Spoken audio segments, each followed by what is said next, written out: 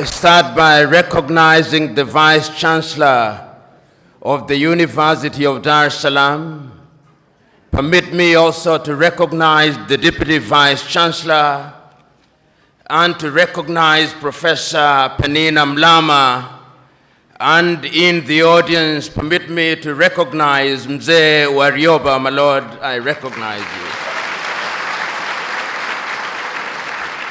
I also take this opportunity to recognize the other academics who are present here, the students who are here, and members of the press. I'm so very happy to be invited once again to be present with you to celebrate and commemorate the life and times of Mwalimu Julius Kambarage Nyerere. I first came to Tanzania as a student on the 9th day of December 1984 when I was a student leader at the University of Nairobi, and the then President of Kenya invited me among other students to accompany him, and that is when I met Mwalimu Nyerere. I then, 10 years later, in 1994, visited at the invitation of Professor Haru Bothman on the occasion of 40 years of celebration of leadership in Africa, and that is when I formally was introduced to Mwalimu Julius Kambarage Nyerere and his foundation. It therefore gladdens my heart that I'm in the country of a man whom I admire and in a hall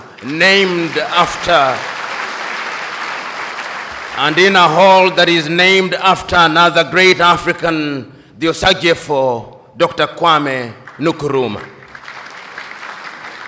The subject that has preoccupied us in the last few days is one that is as topical as it is relevant: the rise or fall of Africa on account of the African politician.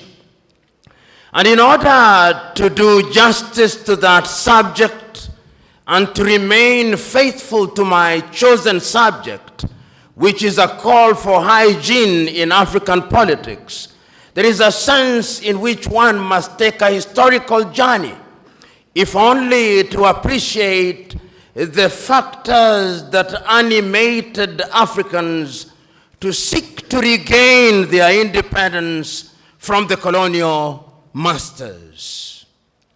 Historians will remind us that we were first enslaved, that Africans were taken, and this we seldom say. The first civilization to take Africans out of this continent were the Arabs. And they took Africans from the eastern coast. And it is sad that in that part of the world, there are not many Africans who remained, because it was in the business of the Arab enslaver to castrate Africans. We never say that, but we must say it because it is historically significant. Then the Europeans came, the Portuguese came, the Spaniards came, the Germans came, the French came, the Belgians came. Africa became the hunting ground for the European colonizers, and we were the spot. We built, our ancestors built the United States of America. Our ancestors built Europe.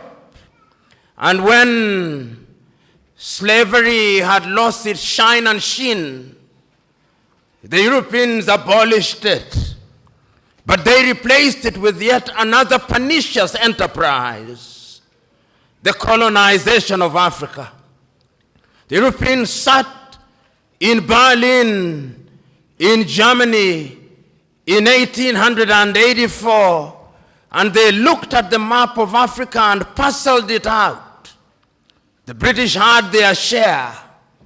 The Germans had their share, and Tanzania or Tanganyika was their share, as was Rwanda and Burundi.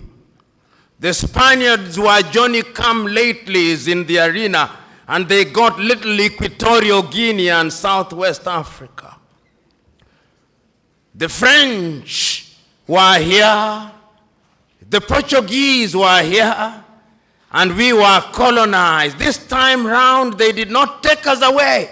They came here, and they controlled us, and they told us, not in so many words, that we were children of a lesser God.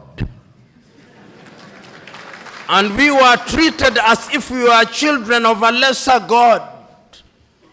In fact, they told us that on the day of creation, we were merely hewers of wood and drawers of water. And if anybody were to doubt it, in 1948, it was more blatant when Hendrik Verwoerd instituted the apartheid regime in South Africa. But yet there is a sense in which the God that we worship never sleeps. The colonial enterprise ran its course, and the European tribes, the Europeans never called themselves tribes, they called them nations, were engaged in a war. First in 1918, the European tribes fought. And they had something called the League of Nations, which died. Then they fought again in 1945. And what is unique about the European nations is that when they are engaged in tribal wars, they call them world wars. So there was another war between 1945, 1939 and 1945, and after that, a new kid on the block, the United States of America, took the lead in saying that colonialism was something that was undesirable. But at that time, Africans were never quiet. Those who had been taken out had already started agitating. Many of us here will remember Marcus Garvey, of whom Bob Marley says, Garvey was a buffalo soldier in the heart of America. And many of us will remember W.E.B. Du Bois. Many of us will remember that they started agitating that Africans must regain their dignity and their independence. And indeed, in 1847, in Liberia, a small group of Africans were brought back in Monrovia, and Liberia became the first independent black nation in the continent of Africa. So soon thereafter, in Sierra Leone, they also created yet another colony. But Africa was colonized, except Ethiopia, which they tried to take in 1938 and exiled Professor Dr. Haile Selassie, and unfortunately they were defeated, as you remember, in the Battle of Adwa. Africa can defeat European tribes. This history is necessary that we are able to appreciate the freedom that we gained. So that Garvey came, W.E.B. Du Bois came, but there was another crop after the 1940s who had had the advantage of European education. And there were people in Europe also who are beginning to recognize that indeed equality was necessary. And this was not anything new. In 1776 in the United States of America, the American state sitting in Philadelphia in the United States of America declared unto themselves that all men are born equal, that they are endowed by their Creator with certain unalienable rights, that among those are life, liberty, and the pursuit of happiness. A few years later in France, after the revolution, they also recognized that we were to be equal, so that the colonized nations which had now taken Africans thought that they were safe. They had taken Leopold Sédar Senghor from Senegal to Paris, and they thought that they were creating a little Frenchman. Little did they know that they were creating somebody who would want to overthrow them. They took Félix Houphouët-Boigny from Côte d'Ivoire, and they thought that they were creating somebody who would be subservient to them. They took Ahmed Sékou Touré and Modibo Keïta, and they thought they were safe. Little did they know that they were creating the future leaders and agitators against French colonization. And it did not stop there. The Portuguese also took Agostinho Neto and Amilcar Cabral and Eduardo Mondlane to Lisbon. Little did they know that those individuals would be the catalyst that would be necessary in the process of decolonization. The British also had their fair share. They took others. They took Mwalimu Kambarage Nyerere, Hastings Kamuzu Banda, Kenneth David Kaunda, and many others to the United Kingdom, Jomo Kenyatta. Little did they know that those would be the individuals who sometimes later, and in Ghana, of course, they took the Osagyefo, Kwame Nkrumah, and in Nigeria, they took Dr. Nnamdi Azikiwe, Abubakar Tafawa Balewa, and Sir Ahmadu Bello, the Sultan of Sokoto. There is a sense, therefore, in which these individuals started recognizing that having been enslaved, having been colonized, we now had to liberate ourselves. And the agitation started. And Kwame Nkrumah and his Ghana acquired independence in 1957. And I still can hear Kwame Nkrumah through the vicissitudes of time saying in Accra, Ghana, that Ghana is free and will never be colonized again. But the freedom of Ghana means nothing if the rest of Africa is not free. I can hear Mwalimu Julius Kambarage Nyerere saying that he is prepared to delay the independence of Tanganyika so that Tanganyika, Kenya, Uganda would become independent at one time. Mwalimu could see the future with the exactitude of a Jewish prophet. Jomo Kenyatta and Obote could not. And therefore, we gained independence as separate states, and the story will be told shortly. So what do we see? The agitation, the demand by the people that we must be decolonized. And why is it that we were asking that we must be decolonized? Why is it that we were demanding that we must regain our independence? Because throughout the ages, it was always the divine plan that men must be masters of their destiny. And when we gained our independence, the leaders of the day were eloquent as they were clear that the reason why we were asking to be independent is because we wanted to take charge of our affairs. We wanted to be the governors. We wanted to have our young men and women acquire education. We wanted to control the production of our food through agriculture. We wanted to build our infrastructure. We wanted to improve the quality of the lives of our people by improving their health. We wanted to eliminate poverty. We were clear on what we wanted, and this message was as clear in West Africa as it was clear in East Africa, as it was clear in Central Africa, as it was clear in Northern Africa, so that if you listen to Kwame Nkrumah, it's as if you'd listen to Agostinho Neto, and if you listen to Neto, it's as if you'd listen to Samora Moses Machel, and if you listen to Ahmed Ben Bella in the Maghreb, it's as if you'd listen to Patrice Emery Lumumba. There is a sense in which there was unanimity that this was the only way, and we attained independence.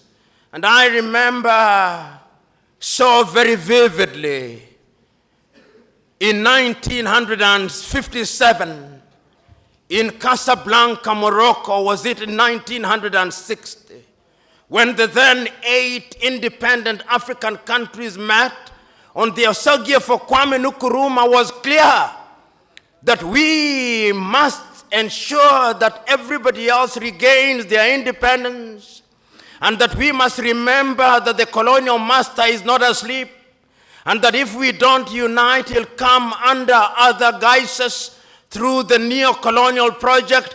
But they listened to Kwame Nkrumah not. And even before they assembled in 1963 in the month of May in Addis Ababa, Ethiopia, no sooner had countries started attaining independence than the neo-colonial project started taking root.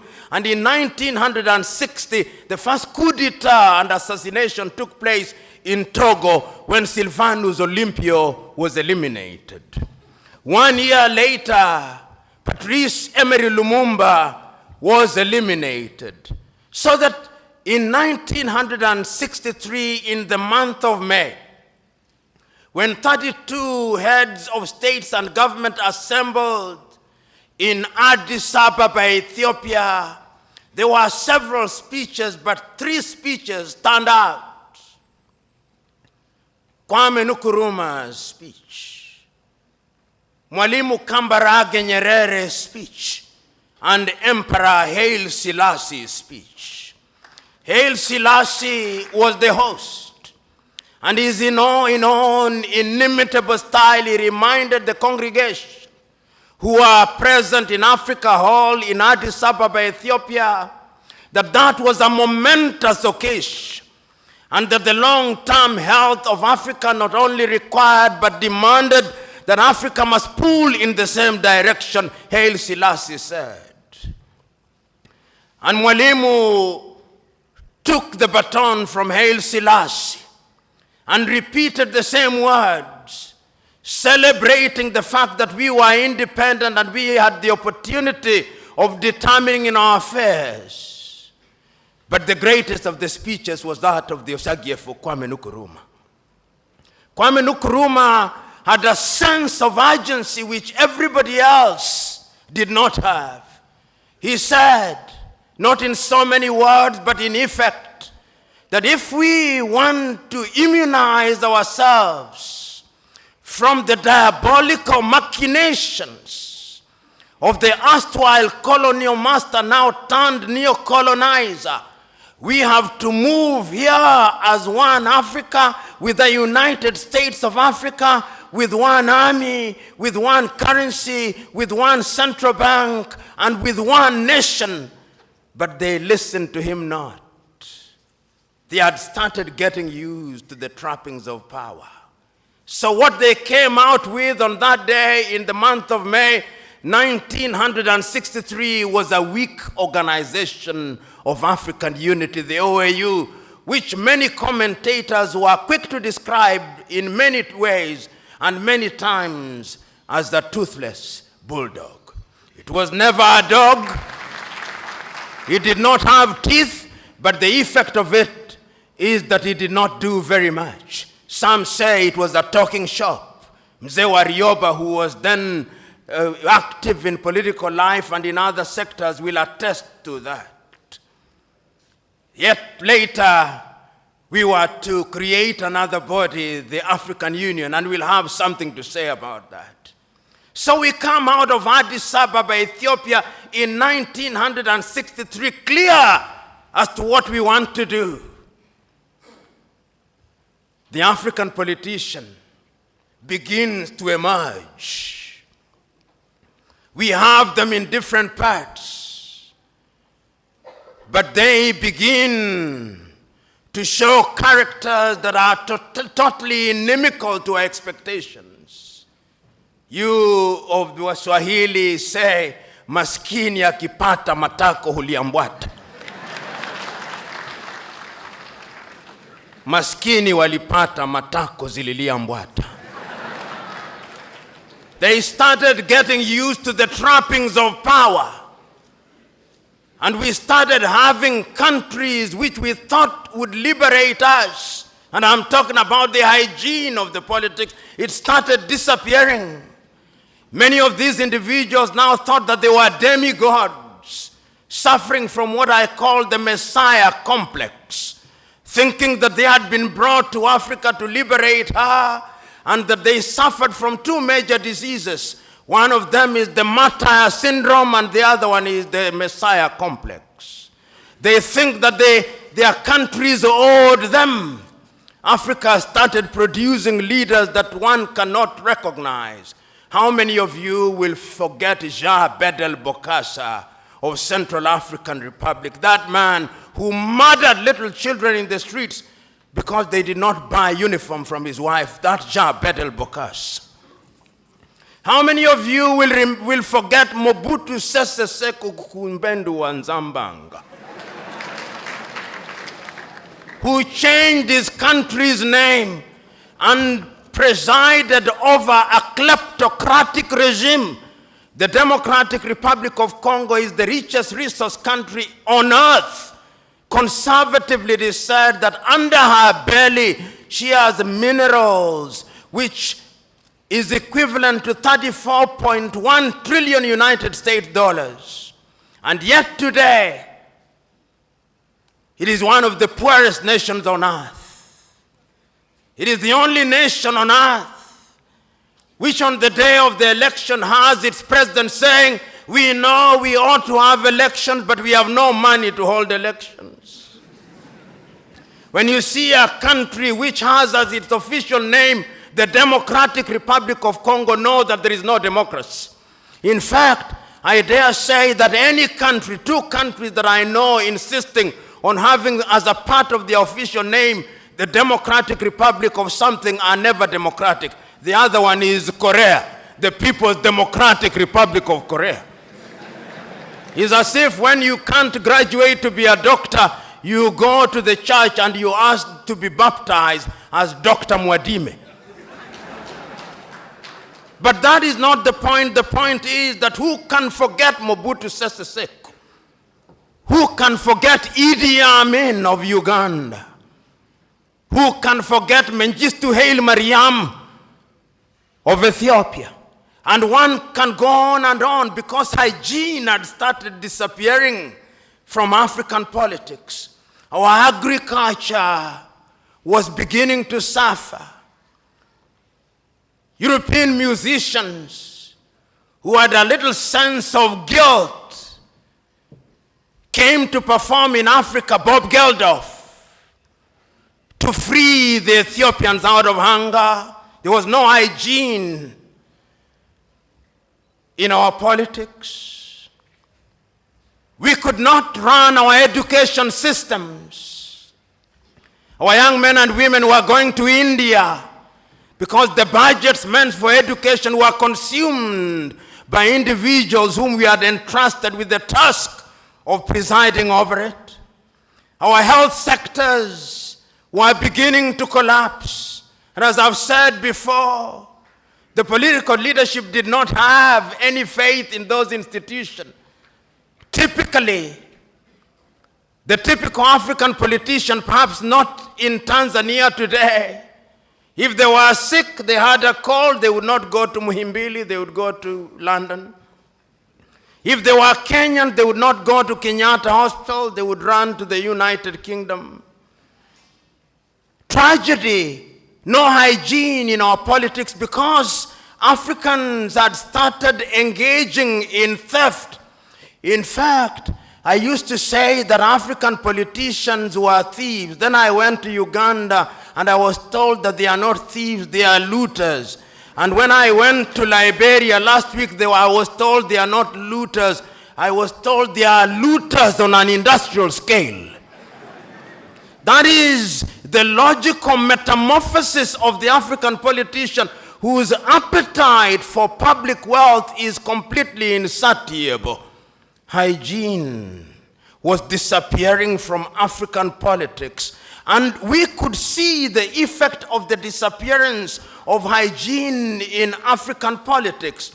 But there was always the erstwhile colonial master to assist. Coup d'etats started visiting Africa. Modibo Keita in Mali was consumed. Nnamdi Azikiwe in Nigeria was consumed. The Osagie for Kwame Nkrumah was consumed. Apollo Milton Obote was consumed. Amilcar Cabral in Guinea-Bissau was consumed. Patrice Emery Lumumba was consumed. Coups were so frequent in Africa that Afro-pessimists were now hard to say that coups were as frequent as breakfast. But even breakfast was not frequent on African tables. We could not feed ourselves because there was no hygiene in African politics. Your typical African politicians took the view that they had a divine mission to preside over their countries. They arrogated to themselves the monopoly of wisdom. If you listen to some of them, and I listen to the radio announcements announcing the activities of one leader of an African country, Habyarimana Juvenal, it would take 3 minutes to say the things that he had done.